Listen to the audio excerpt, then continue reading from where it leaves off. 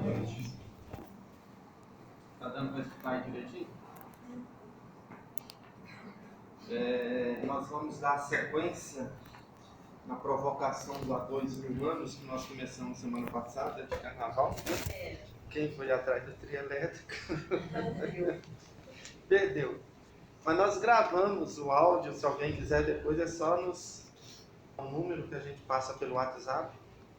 Acho que ficou bem legal, dá para dar uma sintetizada boa. E nós vamos seguindo com o livro há 2000 anos, que é um romance histórico de Emmanuel, um romance de personagens reais, É um romance que vem retratar o movimento cristão da primeira era, ou do jeito que Emmanuel fala, o cristão primitivo, aquele movimento inicial pós-Cristo. O livro ele é narrado entre o ano de 31 a 79, quando o vulcão Vesúvio em Pompeia entrou em erupção e ceifou a vida do senador Públio Lentulus naquela passagem. Nós temos algumas personalidades que são marcantes no livro. Jesus, em alguns momentos, ele aparece,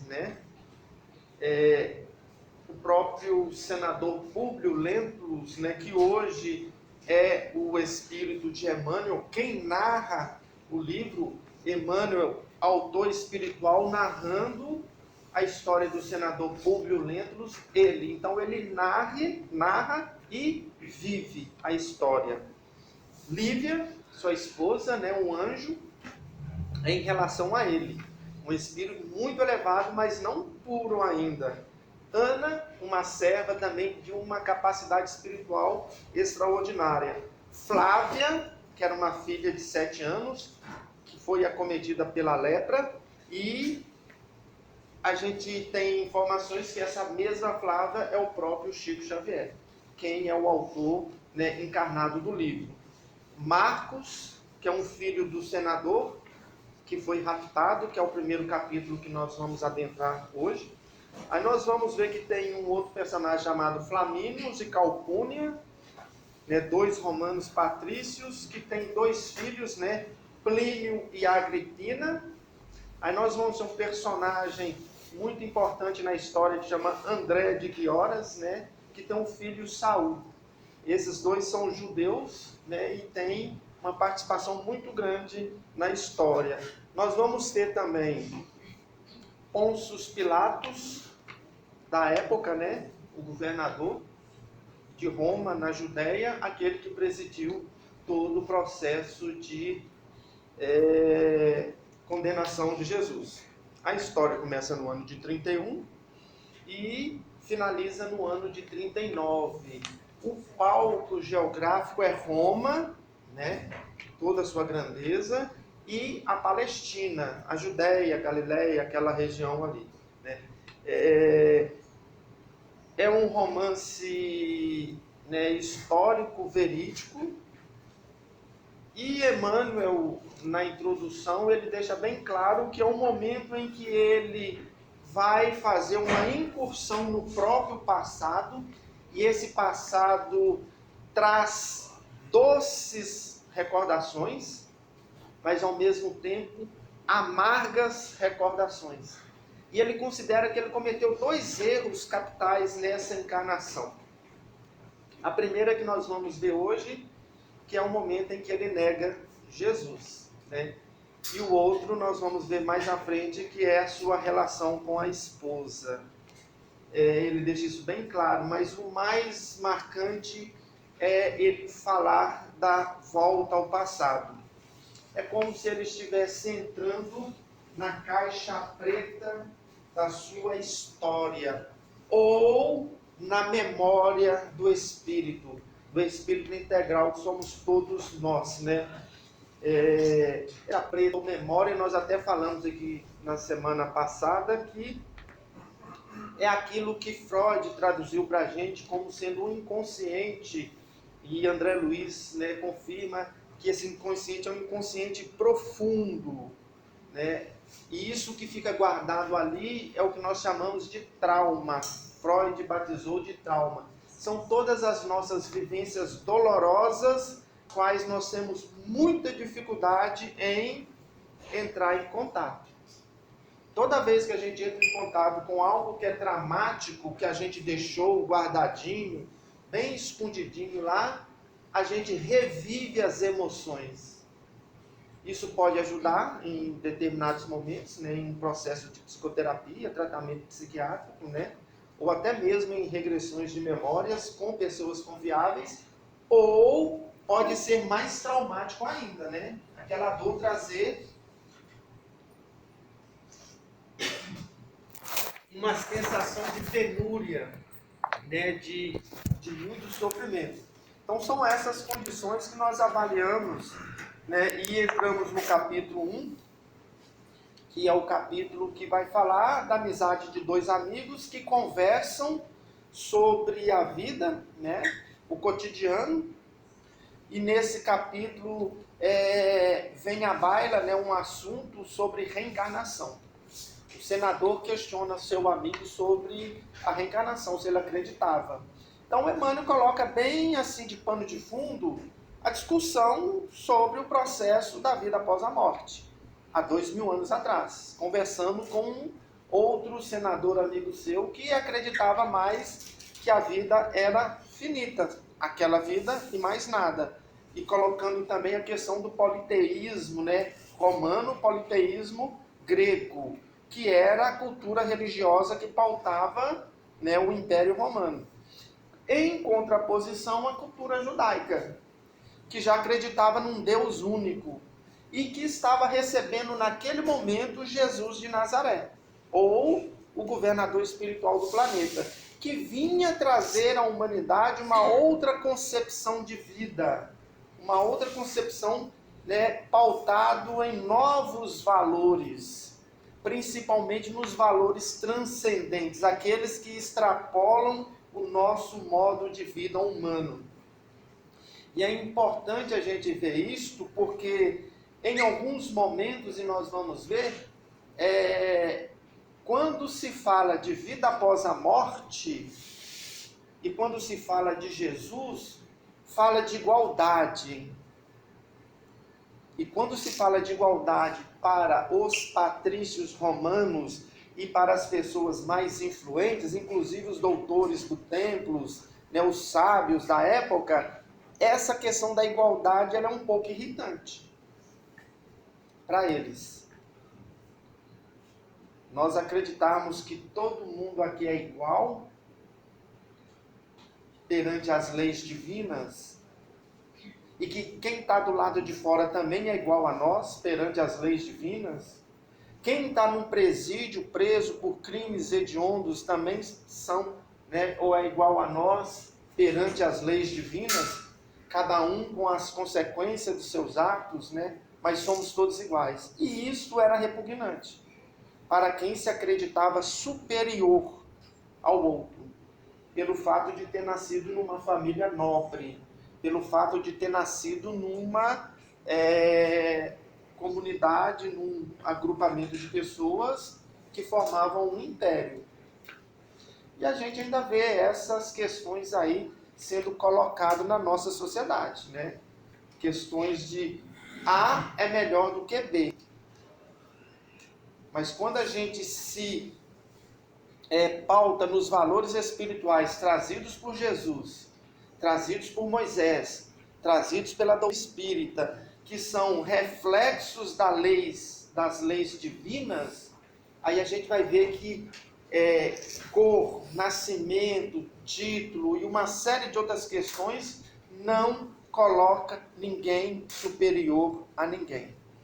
A única coisa que me coloca superior ao outro é o meu estado moral, é o conjunto de valores que eu vou agregando à minha personalidade espiritual. E Emmanuel está discutindo essas questões com seu amigo Flamínio, além da questão da reencarnação, né?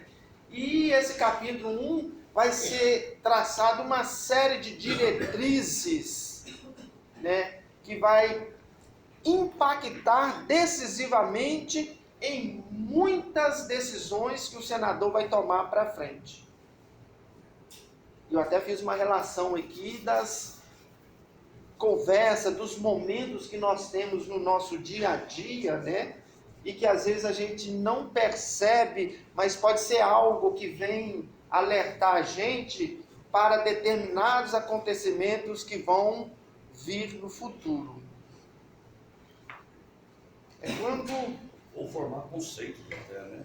Ou formar conceitos, né? Uma cultura, um modo de vida. Então nós tivemos esse capítulo e o capítulo 2, deixa eu ver onde é que está o capítulo 2 aqui, é a questão do escravo grego, né? Que corroborava o pensamento de Emmanuel a respeito da reencarnação, e ele comprova através de escritos, através de retratos, né? Mas o retrato era uma estátua de um avô que ele havia, né, sonhado que era, e tinha a mesma feição de 100 anos. Então nós vimos isso tudo e agora nós vamos passar para o capítulo 3,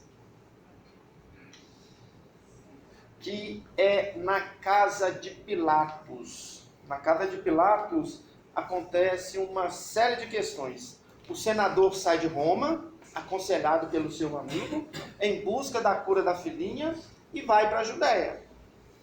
Quando ele chega lá, ele chega como o maior dignatário romano, a pessoa de maior autoridade. E ele é recepcionado nada mais, nada menos pelo governador, que era Pilatos, que o leva e o instala em sua casa. Só que no palácio do governador existia de tudo enquanto é pessoas, de tudo enquanto é jeito, né? Principalmente aqueles ciumentos, invejosos e intrigueiros. Mas também existiam pessoas boas e uma série de coisas favorável. Quando o senador chega com a sua esposa, e a sua esposa Lívia devia ter 23 para 24 anos, nessa época, né, 25, uma mulher bela, muito atraente, né, e muito inteligente ainda por cima. O governador bate o olho nela e falou assim, essa mulher tem que ser minha. De tudo enquanto é jeito. Eu não vou falar o resto do meu livro, porque isso é só um dos capítulos, né? É provocação para leitura. Uma outra questão, eles estão lá num banquete, o governador doido com a moça, e entra um pretor, né? Que veio trazer notícias de Jesus. Esse pretor começa a falar que Jesus, né? Eles não chamam ele de Jesus, chamam ele o profeta, né? Um profeta que veio trazer uma nova filosofia de vida, com um conceito de Deus único, né? E a questão da igualdade, todos somos irmãos. Então ali Jesus já começava a causar um burburinho, né? E o governador e as outras excelências lá, falaram, não, isso aqui não. Ele pode ser profeta nessa terra, não em Roma, né? Não existe esse negócio de igualdade, não existe esse negócio de Deus único. E Deus, mais uma vez, tá? Essa relação Deus único, nossa crença, o politeísmo, né? O profeta. Aí o rapaz vira e fala assim, e aqui nessas terras, né? Os doutores da lei, cada um se julga dono da verdade. Eles se julgam os portadores da verdade. Tinha mais ou menos uns 500 e tantos doutores da lei. Então tinha 500 e tantas verdades. Emmanuel vai tratando essas questões, né? Bem assim, sutil, mas que estava implicado no movimento daqueles personagens vivos. Se a gente fizer uma relação com a nossa vida hoje, principalmente quando a gente abre a internet nesse aparelhinho, que a gente recebe uma série de questões aí, né, de vídeos. Eu recebi um vídeo sobre o álcool gel, de um químico autodidata, e que desceu o porrete no álcool gel. Logo em seguida vem um outro vídeo de uma farmacêutica, Aí ela falou o seu número lá de inscrição, onde ela trabalha, não sei o quê, e ela fez uma série de considerações a favor do álcool em gel. Séptico, antisséptico, limpa, não limpa, mata o germe, não mata, faz asepsia das mãos ou não faz? Quem está com a verdade? Coronavírus. Quantas informações nós já recebemos? Quem está com a verdade? Qual informação hoje a gente pode acreditar e falar assim, não, essa é verdadeira? Eu acho que a única coisa verdadeira que tem no nosso meio midiático é uma coisa chamada fake news. Isso é verdadeiro. Quase tudo é mentira. E Emmanuel está tratando dessa questão lá na época. Isso está implícito ali no pano de fundo, né? Não tinha WhatsApp. E não tinha o WhatsApp, só tinha o quê? Futrica, língua. E era uma futrica danada, gente. E uma série de questões. Por Lívia ser bonita, o senador Públio Lentulus, com poder, está na casa do governador, sendo por ele homenageado, criou uma série de intrigas e de ciúmes das pessoas do entorno. Isso vai gerar um impacto maior, né, lá na frente, com a separação dos dois, de tanta mentira que são colocadas. Então, o capítulo 3 vai tratar dessas questões, né? O senador não achou muito bom essa questão e deu um jeito de sair de Jerusalém e se localizar em Cafarnaum, na Galileia. Chegando a Galileia, eles compram uma fazenda, né, uma casa, um sítio, né? E Um sítiozinho lá. Um sítiozinho, mas que tinha uma herdade danada lá, que eles falam uma herdade, né? Com pomares, escravos e uma série de questões. Ele aluga, depois ele compra, né? E ali ele se instala com a sua família, né? A questão que leva o senador romano a Galileia, lá na Judéia, né, é a saúde da filhinha, que tinha 7 anos e era leprosa. E lá nessa localidade, o senador adquire 2 escravas, ou 2, né, secretárias, ou 2 pessoas para trabalhar junto à sua esposa, uma chamada Ana e uma chamada Semele. A Ana, uma moça jovem, logo se identificou com Lívia, um coração boníssimo, um espírito de escol encarnado na pele de uma escrava. E a outra, como nós, mediana, com seus altos e baixos, né? E essa Ana introduz Jesus na vida de Lívia, e na vida do senador, e na vida da própria filhinha, né? A menina tem a doença agravada, e essa doença agravada provoca, né, um sentimento de impotência. E esse sentimento de impotência, se a gente conseguir perceber, vai gerar um descontentamento com os deuses romanos. Onde o senador vai falar das suas oferendas, das suas, né, aquele momento de pôr as moedas de ouros e muitas moedas de ouros no altar íntimo, né, e nada acontecer. As nossas crenças, aquilo que nós acreditamos, e que nós vamos ofertando coisas, dedicando tempo, conhecimento e uma série de questões. Mas esquecemos que o verdadeiro poder da vida se encontra em Deus. E nessa conexão que a gente faz com Ele, via Jesus ou através da doutrina dos Espíritos, no nosso caso. Quem está lá na Igreja Católica, no protestante, no budismo, cada um dentro da sua conexão. Mas às vezes a gente tem essa riqueza e essa luz na nossa vida, mas nós vamos ali nos adjacentes, né? Uma cartomante, quiromante de vez em quando faz bem, né? um horóscopozinho para ver se eu posso sair com a roupa X ou com a roupa Y. E a gente vai buscando alternativas, né? Muitas outras alternativas e depositando o nosso óbvio, a nossa oferenda. E ele está falando isso para a gente, mostrando essas questões que eram ricas na cultura da época. A menina começa então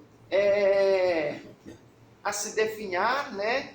Ana fala de Jesus, convida Lívia a conhecer Jesus, né? E quando a menina estava prestes assim a quase desencarnar, um apelo de Ana e Lívia ao senador o comove a procurar o mestre lá da Galileia, ou o profeta Nazareno. E ele ainda muito reticente pelo orgulho de ser um alto dignatário de César, né? A nossa posição, o que nós ocupamos, onde nós estamos nesse momento, e ele reforça o tempo todo: eu sou um senador romano, eu sou o representante de César, do império. Ele reforça a sua posição. Vou procurar um carpinteiro, o Galileu, vou me rebaixar.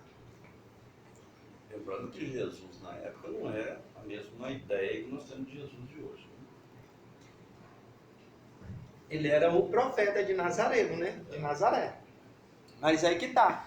Aí a menina fala assim: pai, até guardei o que ela fala com ele.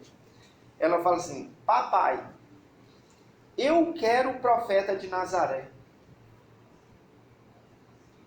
Eu quero o profeta de Nazaré. Eu acredito que ele pode me curar. A menina estava lá quase morta. Se a nossa filha ou nosso filho, nessas condições, nos pedirem em algum momento algo nesse sentido, nós seremos capazes de realizar, gente? Passar por cima de tudo, de qualquer coisa, desde que não infrinja as leis? Até infringir as leis. Pegar um carro aí de madrugada, sair correndo igual um doido, em tempo de bater e morrer todo mundo, para parar no hospital, fazer isso, fazer aquilo. E ele falou assim: por você eu vou. E ele vai ao encontro de Jesus, escondido e disfarçado. E quando ele vai ao encontro de Jesus, escondido e disfarçado, ele se coloca na proximidade da praia de Cafarnaum, onde Jesus pregava para o povo, né? E Jesus chega lá no barco de Simão e começa a pregar para aquelas pessoas que estavam, né? E o senador fica bem distante, escondido e quase que camuflado entre os barcos que estavam no porto, guardado. E o Jesus fazendo a sua pregação, e ele lá falando: eu sou senador romano, eu conheço César, eu já fui na Grécia, eu falo grego, eu faço isso, faço aquilo, faço... E ele vai se exaltando, e de repente, depois de um tempo, né, que Jesus estava ali nas prédicas, acabando aquelas prédicas, Jesus vem à sua direção.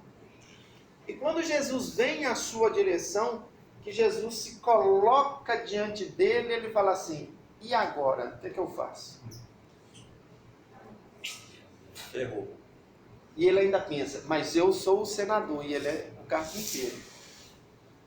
Mas aí, e aqui Emmanuel vai colocar que foi o seu maior erro, é aquilo que causa mais dor quando ele entra nessa história, né? Porque Jesus vem e lhe faz uma pergunta, e essa pergunta pode ser feita para todos nós nesse momento. Ele fala assim: senador, por que me procuras? E o senador só tem uma atitude: olha para Jesus, abaixa a cabeça e cai de joelhos. E tenta falar, mas ele não tem forças para falar. Ele simplesmente pensa. E quando ele começa a pensar, vem à sua mente a imagem da sua filha doente. E Jesus fala assim: de certo me procuras para que eu possa curar a tua filha. Mas se você viesse de dia e abertamente, não as ocultas. Jesus está só analisando a mente dele. Ele saiu escondido, disfarçado, ficou no entorno para não ser visto, né? E não ser confundido com a população, e muito menos estar conectado a qualquer sentido de eu estou buscando Cristo. E Jesus vem lá da frente, depois de falar os seus ensinamentos, e fala para ele: seria bom que você viesse de dia, claro, e abertamente, ou seja, não viesse às ocultas, disfarçado. Gente, quantas vezes nós procuramos Jesus às ocultas? Quantas vezes nós estamos disfarçados, escondidos entre as coisas do mundo? Nessa nossa encarnação. Não vou nem falar da nossa existência como espírito imortal. E Jesus olha para ele e ele não consegue responder, mas chora, né? E vai chorando. E Jesus fala assim: eu irei curar a sua filha. Mas não pelo teu coração orgulhoso e duro. Aí vem a reprimenda, né? Mas Jesus não falou com essa entonação que eu estou falando não, viu, gente? A fala de Jesus é uma fala que... mais enérgica. Não é que é enérgica, é uma fala que vibra na alma da gente. Jesus era capaz de falar num idioma e ser escutado em diversos idiomas ao mesmo tempo. Na verdade, que cala. Ele chegava na mente, no coração de cada um. Ele não precisava mudar a sua tonalidade, ele falava, né? Seu coração duro e orgulhoso. Eu vou curar sua filha, mas pelo coração da tua esposa que está em casa fervorosamente em orações neste momento. Aí ele fala assim: senador, tu tens agora a oportunidade de guardar esse minuto,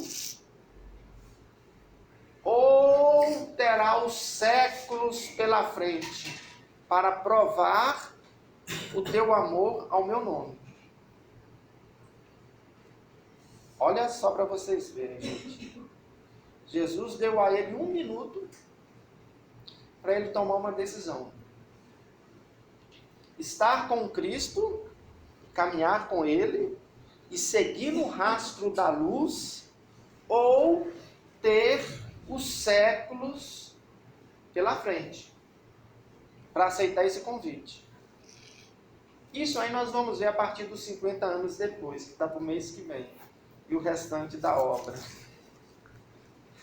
Ele escolheu a segunda parte. Não fez igual a Marta, que escolheu a melhor parte. Ele escolheu a outra parte, os séculos. E é essa fala, gente, que Emmanuel fala que foi o maior erro que ele cometeu. Teve a oportunidade de ter um tete-a-tete com Jesus e não soube aproveitar. Nesse momento o diálogo se interrompe. O diálogo é mais extenso, viu, gente? Mas eu não vou falar ele todo, porque senão vocês não vão lá ler o livro, né? Aí tem o diálogo, acaba o diálogo, Jesus vai embora. E o senador, ele está naquele momento num estado de transe. Ele fica como que hipnotizado. E ao estar hipnotizado, né? Só horas depois que ele desperta. Quando ele desperta já está bem à noite. Provavelmente 6h30, 7 horas, 8 horas da noite. Porque na época não tinha luz, né? À tarde acabava 4h30, 5 horas da tarde, já estava fechando o expediente, 5h30, 6, 7 horas, a luz acabou, todo mundo pro seu lar, né? Não tinha poste de luz, nem CEMIG, nem nada, nem iluminação de outras formas. E quando isso acontece, ele se vê naquele lugar simplesmente iluminado pelas estrelas. Aí que ele cai em si e volta para casa. Quando ele chega em casa, ele encontra a sua filha curada, né? E a esposa Lívia e a sua serva Ana, assim, fazendo festa. E a menina toda risonha, né, com o corpo completamente curado, fazendo festa também. E o senador, isso foi obra dos nossos deuses, pelas ofertas que eu fiz, e não deu crédito à cura de Jesus. Escolheu séculos. Naquele momento ele escolheu séculos. Afinal, esse ponto é um ponto muito assim, emblemático do livro, né? Porque Jesus sabia. Jesus sabia qual caminho que ele ia tomar. Mas deixou ele tomar a decisão. Né? Deixou ele tomar a decisão. Deixou ele tomar a decisão. Jesus, assim, com todo o raio-x que ele fazia das pessoas, né? Sabia exatamente que por 200 ia partir para o caminho que era dele, na verdade. Porque se ele partisse por outro caminho, por caminho entre Jesus, ele ia dar um salto, vamos dizer assim. Um salto quântico, né? Um salto quântico. Isso, com certeza. Olha para vocês verem o que o Maurílio falou. Isso até nos conduz à questão do livre-arbítrio. Jesus sabia que naquele momento, energeticamente, o senador não estava inclinado a aceitar a sua proposta. Mas Jesus deixou que ele escolhesse. Senador, guarde esse minuto ou terá os séculos. E olha, ele teve a cura da filha. E não é uma cura qualquer não, viu gente? É a limpeza da lepra do corpo. Quando ele volta para casa, a menina está limpa da lepra. Mesmo assim, ele não acreditou que fosse obra magnética do governador espiritual do planeta. E tomou uma outra decisão, os séculos. Só que Jesus faz uma advertência muito grande para ele. Fala assim, olha, os séculos lhe trará muitas dores ao seu coração duro. Ele volta para casa e o próximo capítulo, né, é o capítulo do rapto. Chama o rapto. O que é o rapto? O seu filho Marcos, de 2 anos, é raptado pela serva chamada Simele, em conúbio com o judeu chamado André de Guioras. Quê? Não, o André de Guioras é judeu, né? O pai de Saul. Que é aquele cara que jogou a pedra. É o cara que jogou a pedra. Eu vou falar para que tem muita gente que não esteve aqui semana passada. Quando o senador chega na Judéia, um rapaz de 20 anos joga uma pedra na caravana, é preso e é condenado, né? Mas depois disso tudo, de ser preso e condenado, né, o pai, esse André, procura o senador e pede clemência. Mas o senador, seguindo orientações do seu amigo, não dá clemência de imediato, recusa. Aí ele criou um inimigo que o André saiu assim esbravejando e falando que iria se vingar, né? Mas depois o senador revê os seus conceitos, manda libertar um menino. Quando mandou libertar um menino, o menino já tinha sido conduzido por mãos de traficantes de escravos. Esse menino foi, né, surrupiado lá das cadeias, né, e levado para Roma. Chegando em Roma, ele foi comprado pelo seu amigo Flamínius. Semana passada eu falava Flavínius, mas é Flamínius, né? Que coincidência, né?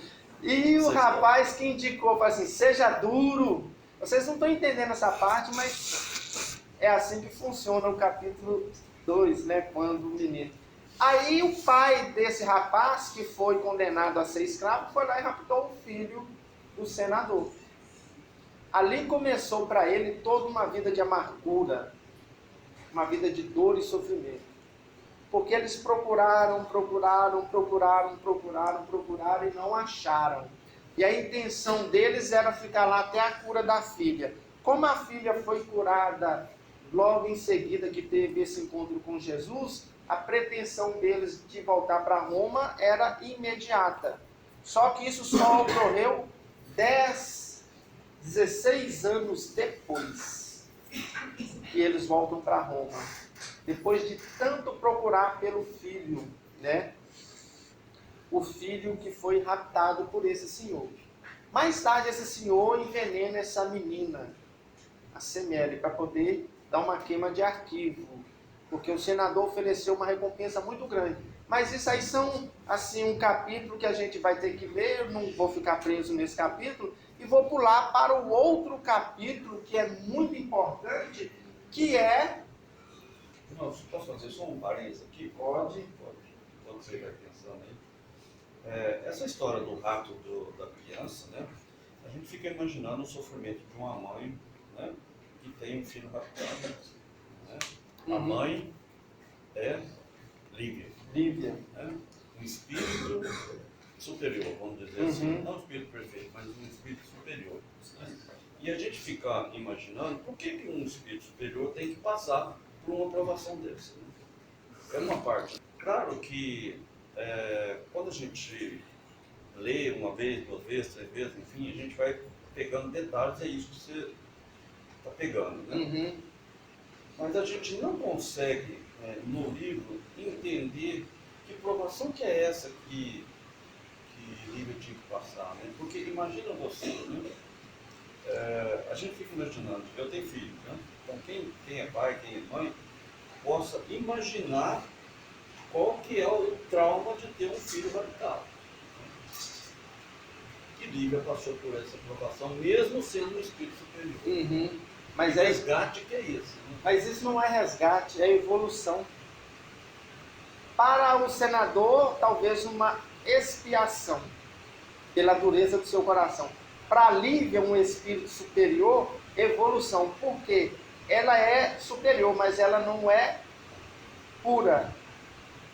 Ela passa por todo esse processo com dor, mas nunca revoltada, nunca se praguejando e sempre tendo a esperança de ter o filho. Ou seja, aquela situação emocional e psicológica faz com que ela se torne um espírito mais nobre e mais digna. Né? E a questão da Lívia é bem pior, que não é só a questão do rapto, não. Porque ela passa 25 anos esquecida dentro de casa. Esse é um outro capítulo, você pulou. Se eu não pular, não vai dar. Porque o próximo capítulo, gente, que é o julgamento do Messias, que nós vamos ter. E nesse julgamento do Messias, Emmanuel vai narrar em 2 capítulos. O capítulo que ele vai narrar, ele vai mostrar como que foi realizado o julgamento de Jesus. A influência judaica, a influência de um alto funcionário romano que fez de tudo para libertar Jesus. Tem até o nome dele ali, mas eu não vou ler, né? Ele fez de tudo. O próprio senador se inclinou a fazer com que o governador libertasse Jesus. O governador romano fez de tudo para que ele não fosse condenado, né? E o povo judeu fez de tudo para que ele fosse condenado. O povo judeu, vão colocar entre aspas, né? Aqueles doutores da lei que se sentiam prejudicados pela doutrina de Jesus. Mais uma vez volta aquela questão da igualdade, da imortalidade da alma, né? Deus é único, sem hierarquias, essas questões que mexem com a nossa estrutura social. Jesus mexia com a estrutura social da época e a estrutura religiosa e de poderes. Então tem uma série de questões que vão envolver o julgamento de Jesus, né? Mas antes de Jesus ser condenado e ser levado preso, há um momento em que Lívia, com vestes de uma serva, de uma pessoa vamos colocar assim, do povo, né, como diz Emmanuel, vai ao encontro de Jesus em Cafarnaum e tem um momento com ele. Menos de 1 segundo, viu, gente? Se a gente colocar em relação ao senador. E ela vai junto com um senhor chamado Simeão, que era tio de Ana. Logo após a sua pregação, Jesus se dirige a esses dois personagens, né, conversa com Simeão alguns minutos e vira para Lívia e fala assim: e quanto a ti, minha filha, doravante os nossos corações estarão entrelaçados para sempre. Ele só falou isso com ela, ela nem respondeu nada. E ela nem perguntou nada. E ela se coloca por detrás daquele movimento de condenação, né, de tentativa de absolvição, a única pessoa que trabalhou realmente para libertar Jesus. A ponto dela se vestir de uma roupa de serva e no palácio de Pilatos ela tentar por todos os meios, né, alguma autoridade que pudesse intervir com Jesus, inclusive com o próprio governador, e nesse momento ela cai numa armadilha e o senador também cai numa armadilha. Porque aquelas pessoas intrigueiras, né, mexeriqueiras, invejosas e ciumentas, sabendo, né, do interesse do governador, armam uma cilada para que o senador pudesse ver o governador junto com ela numa sala e que pudesse causar a impressão de uma traição conjugal. Isso foi feito e foi colocado. Então, nesse capítulo, nesses 2 capítulos, nós vamos ver isso. O julgamento de Jesus e o que está por detrás do julgamento de Jesus. Emmanuel deixa bem claro aquilo que ocorreu no entorno, né? Claro que ele dá uma visão espiritual das coisas e mostra o momento da sua ruptura conjugal com a esposa. Porque ao julgar ser traído com ela, ele a condena ao ostracismo dentro da sua própria casa. Ele teve o ímpeto de arrancar-lhes o coração por direito da lei, mas não o faz. E proíbe que ela educasse a própria filha. Ele acreditou na fake news, né? Ele acreditou na fake news. E a partir desse momento, o que acontece? Lívia, além de ser, né, a dor do filho raptado, ela passa a ter uma filha que ela não pode educar na sua própria casa. Isso, gente, passou por mais ou menos 25 anos. Voltamos à pergunta do Maurício. Por que é que um espírito de alta evolução espiritual tem que passar por um processo desse? Quando a gente lê o livro Renúncia, lá em outubro, setembro e outubro, eu vou explicar isso para vocês. Setembro? Nossa! Tá. Tem 3 anos, né? Tá certo. 50 anos. Será que eu vou Quais são as responsabilidades que acarretam, então vocês não faltam setembro e outubro, viu, gente? Quais são as esse negócio? a responsabilidade que acarreta um espírito de escola encarnar entre nós? Quais são os desafios que eles apresentam, enfrentam, né? E os testemunhos de amor que eles têm que dar. O Evangelho deixa bem claro para a gente que as provações do coração, elas são muito mais valorizadas do que as provações corriqueiras que nós temos. E esses espíritos vêm com uma alta capacidade de superar dor e sofrimento. Para a gente compreender isso melhor, tem um livro que foi escrito pela Célia Diniz. Eu acho que ela vai vir até aqui na terça-feira. Eu acho que o Braulio conseguiu marcar com ela. Célia Diniz é uma daquelas mães do Chico Xavier. Não tem um livro, Chico Xavier, As Mães de Chico? É aquela que um menino cai da bicicleta com a sua babá. E ela escreve um livro, Superando Dores. As dores da alma, as dores do coração. E ela vai retratar muito bem isso. E esses espíritos passam por essas problemáticas sem revolta, sem chilique, sem depressão, sem Rivotril, sem esse monte de superando o sofrimento. Célia Diniz. É mais ou menos isso.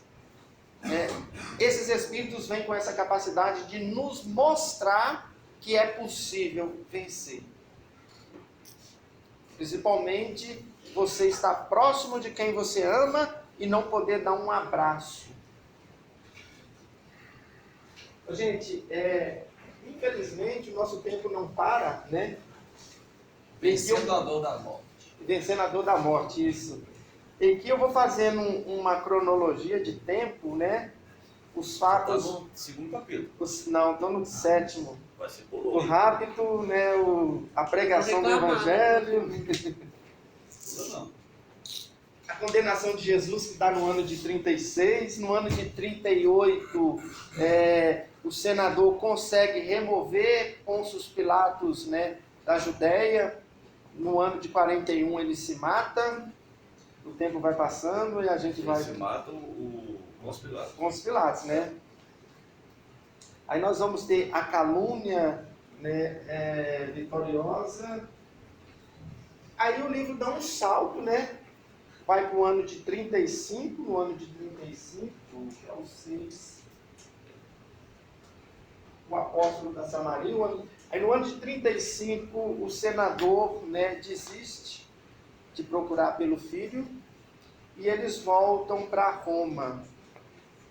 Em Roma a vida vai transcorrendo naturalmente, passa-se 10 anos e no ano de 46 aquele amigo do coração que era o suporte desencarna, Flamínios, né? E ele perdendo esse suporte, ele entra assim num processo de caminhar meio que sozinho com as próprias pernas. E era aquela pessoa que ele tinha a possibilidade de conversar, de desabafar, né? E tem uma outra personagem que é Calpurnia, que é a esposa dele, que também mais tarde desencarna. Só que Calpurnia tem um papel muito importante nesse momento, porque ela conversa com Lívia várias vezes. E a questão do Nazareno, do Deus único e da igualdade, né, que não era aceita pela Calpurnia, que era um espírito também nobre, uma pessoa digna, uma matrona honrada, né, impediu com que ela confirmasse para o senador que a sua esposa não era infiel. E só no momento da morte que ela vira e fala assim, olha, eu acredito em Lívia, ela não é infiel. E foi todo mundo. E acredito no Nazareno. E morreu. Ela fala bem E disso. quando ela morreu, já está no ano de 40. No ano de 48, 47. Mas aí acontece uma coisa que é muito... Nesse íntere, né, a sua filha, que era criança com 7, já está grande, casou com Agripina, que era filha do Flamínio, né, que os dois foram dedicados, né, na primeira idade. E quando ele descobre que a sua esposa não era infiel, ele resolve pedir perdão para ela. Mas ele queria pedir perdão, um perdão com gala, né, com glamour, né?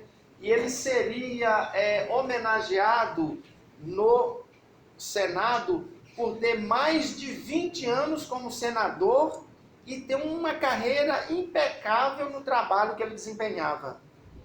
E ele ia receber um prêmio junto com mais alguns outros no Circo Máximos, né? E aqui Emmanuel vai colocar para a gente que o Circo Máximos ele tinha uma capacidade para 300 mil pessoas confortáveis, né? A gente acha que Mineirão é grande. A gente acha que Maracanã na época era grande, 300 mil pessoas, e nesse dia tinha mais ou menos 500 mil de pessoas em torno do circo e dentro do circo.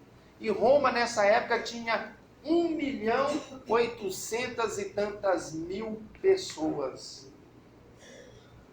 Quase Belo Horizonte, mas só que nós estamos falando de Roma de 2.000 anos atrás. Uma cidade cosmopolita, um império, né? Sem energia.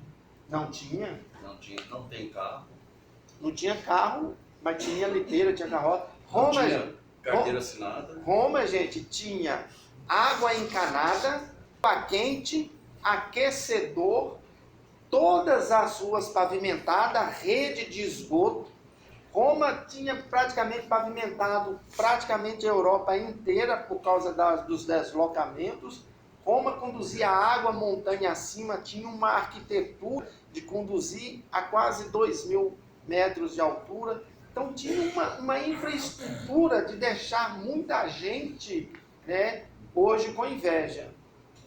Os esgotos que Napoleão I e Napoleão II fizeram na França no século XVIII e XIX, até hoje é insuperável. A rede de esgoto subterrânea. Roma era desse jeito. Nós falando há 2.000 anos atrás. E o tempo passa, o tempo voa, né? Nos anos... Não, mas você acaba de contar a história aí, será? Posso não, que o relógio não para. Não, aí não. Agora que era um espetáculo. Nos anos... Ah, é. Eu tenho que contar isso, né? No dia lá que ele recebe o prêmio máximo, o que ele vai fazer? Ele vai se dedicar à sua esposa e pedir perdão. E ele fala assim, e vou pedir perdão, vou ajoelhar nos seus pés, vou beijar os seus pés e vou pedir perdão. Depois de 26 anos, viu, gente? Que ela passou sobre uma prisão domiciliar, um opróbrio. E Emmanuel deixa bem claro que o senador bancava Lívia. Ele dava a ela dinheiro para que ela pudesse ir nas pregações dos cristãos. E ela bancava os cristãos. E ele dava a ela. Ele só não dava o que? O afeto, o carinho. Mas por diversas vezes ele tentou se aproximar, mas o orgulho não deixava. Né? E no grande dia, o que acontece? Na noite anterior, ela e a sua serva vai numa pregação de cristãos nas catacumbas. Né?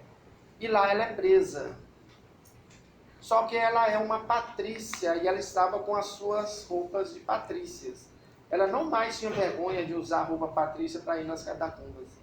Só que na hora que ela é presa junto com a sua serva Ana e um monte de outros, né, cristãos, e sob a pregação de João de Cleófas, isso aí que eu estou na dúvida de quem seja, né? Se é um dos 12 discípulos, mas não é João Evangelista não, ele chama João de Cleófas. E no presídio, ela obriga praticamente a sua serva a trocar de roupa com ela. A serva trocou de roupa, e ela pegou a roupa da serva, e na hora de mandar para o circo, para os leões comer aquele negócio todo, para homenagear os senadores e aquele povo todo, vai a Lívia e ela é morta a patadas de leões. E a serva não, E a serva foi colocada para fora, porque os soldados romanos falaram assim, nós não queremos encrenca com gente graúda. Colocou ela para fora assim, e não volta aqui mais não. Some da frente. Some da frente. Ela volta para casa, aí quando o senador chega em casa, que ele vai fazer uma homenagem, ele descobre que a sua esposa tinha sido morta no circo. No dia que ele foi homenageado. Essa foi a segunda dor que ele, assim, não consegue superar. Não conseguia, né? A caixa preta. E a partir desse momento, a vida dele vira um caos. Porque ele volta para Jerusalém a pedido do imperador, né? É uma outra questão que é importante frisar. Esse ano é o ano de 58 para 59. Já tinha morte de cristão nas arenas. A história fala que isso começou com Nero no ano de 63, 64. Mas em 58 já havia cristãos sendo mortos, né? E o pano de fundo dos livros de Emmanuel é esse movimento dos cristãos lá da época. Ele volta para Jerusalém. Nós vamos ter que passar 10 minutos. Ninguém sai daí, viu, gente? Ele volta para Jerusalém para poder auxiliar, né, o filho do imperador César, agora já não era mais Nero. Tibério, não era nem Tibério nem Nero, agora era Tito, né? E era filho de Vespasiano. O imperador era Vespasiano e Tito, filho que estava em Roma, que depois assume no lugar de Vespasiano, eles estão ali combatendo no ano 68, 69, 70, e é o ano que Roma destrói Jerusalém, numa guerra. Só que o senador foi preso, juntamente com um outro colega seu senador. E por quem que ele foi preso? Pelo André de Guioras. Aquele danado. O filho. Que mandou matar o outro senador sem compaixão a ele. Mas o senador falou assim, chame fulano. E o fulano era Marcos, o seu filho de 2 anos que havia sido raptado. Quando ele chega com outro nome, né? Ítalo, né? O André determina que Ítalo furasse os olhos dos senadores, mas não o matasse. E quando ele vai fazer esse movimento de furar os olhos do senador, mas não o matasse, os dois se olham. Quando os dois se olham, ela quica. E o senador falou assim, aonde eu vi esse rapaz? E o rapaz treme na hora de furar os olhos do senador. Mas aí a pressão, né, os romanos chegando, aquela pressão toda, e o André gritou com o rapaz furou os olhos dele.